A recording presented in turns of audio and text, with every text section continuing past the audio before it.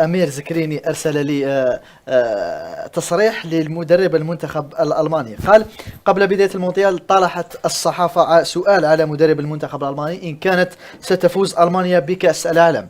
هانزي فليك أجاب قال: لا أعلم، لكن إن فزنا بكأس العالم لن نحتفل به في قطر. 1 ديسمبر 2022 ألمانيا تقصى من الدور الأول. سوف يحتفل بالإقصاء في ألمانيا. لا، ربما شوف، ربما ألمانيا يا عماد يعني دخلت المونديال يعني بفكر آخر. ربما كانوا ينتظرون أن الدور الأول هو تحصيل حاصل، وكانوا يفكرون فيما بعد الدور الأول.